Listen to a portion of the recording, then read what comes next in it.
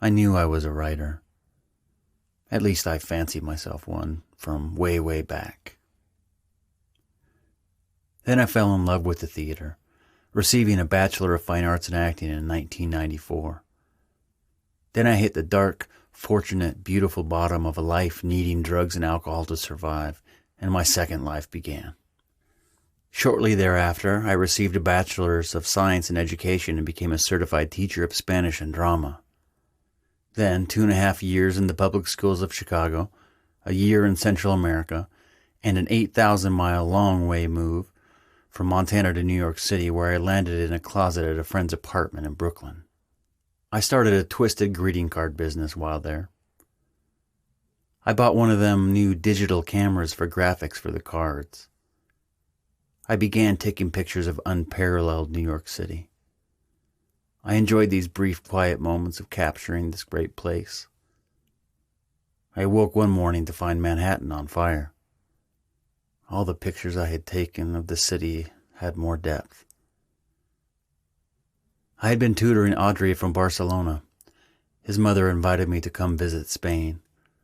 10 months later, 2 days after being the officiant in a dear friend's wedding, I flew to Barcelona, where I overstayed my welcome with a gracious family, then found an apartment in the old part of the city. Next door was a 16th century government building. Somewhere in Spain, photography became a new anchor to the world for me. Less writing, more pictures. I considered myself, and still sometimes do, lazy for this trade-off. I couldn't help it. I knew I wouldn't be there forever, and it was so old and rich and beautiful. My father came for Christmas 2002, bringing me a used camera I had purchased from a friend. My friend's hand-me-down was a step up for me. We traveled through Andalusia. We took a ferry from Spain to Morocco. I was just taking pictures, mostly of places and things. I felt awkward, invasive, taking pictures of people. It is December 27, 2002, 12:05 p.m. Suddenly I find myself in the Casbah, an older or native quarter of many cities in northern Africa, the quarter in which the citadel, a stronghold into which people could go for shelter during a battle, a fortress for protecting a town, sometimes incorporating a castle, is located. I am with my father, who invented stories to put me to sleep and wake up my brain forever as a child. This is perhaps our greatest adventure ever, though we don't acknowledge it at the time. But I mostly feel like a tourist. We are rich Americans taking in the quaint sights, sounds, and smells of old Tangier. I am glad to have our tour guide, Saeed. He seems honest, trustworthy. But it has only been 14 months since September 11th. Tensions are escalating between America and Iraq. There is a paranoid part of me waiting for this to go terribly wrong. We will blindly follow Saeed down a darkening alley, then into a shop with a stale smell.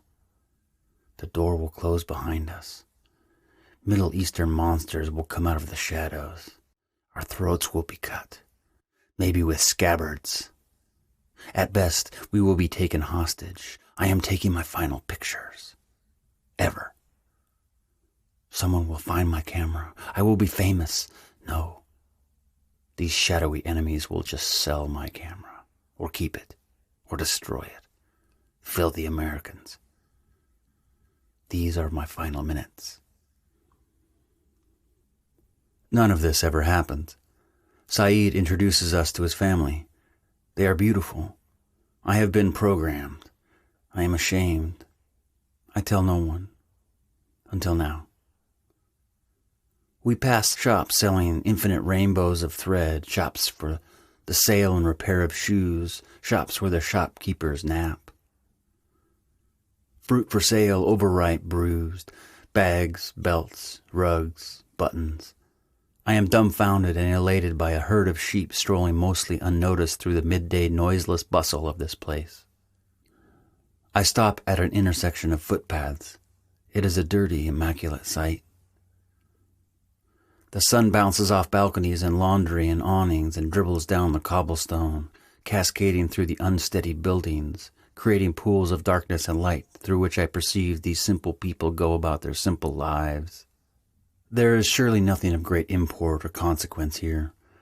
No one but me knows they are here. History books aside, what have they really been doing all this time before my arrival?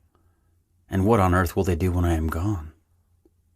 I am stirred from my egocentric daydream by a small boy in a blue and red sweatshirt who walks into the frame. His two eyes don't focus on the same thing at once, but he is definitely looking in my direction. He sees the camera and the uniform of a tourist. He sees me taking pictures of his home, a place whose walls he has never traveled beyond, the only place he has ever known. His world is small. There is nothing beyond this. I wonder if he wonders about me, where I come from, where I live. What is it like there? How many people are in my city? Who I share a room with? Maybe if I have a real soccer ball and green grass to play on. I continue aiming up the cobblestone street at this still life just moments before so frozen, two-dimensional. It is now interrupted, alive, demanding interaction. He has thrown himself into it and shattered the perfect stained glass of the it. He is part of it. He is the focal point. He is it. He is reaching out his hand. He wants something. My heart is beating. I am holding my breath. I lower the camera to include him in the frame, sacrificing the place for its people. A boy. It's the least I can do. Or is it? I could do less. I could ignore him. I gave him nothing. Except a small immortality. Here. Nowhere.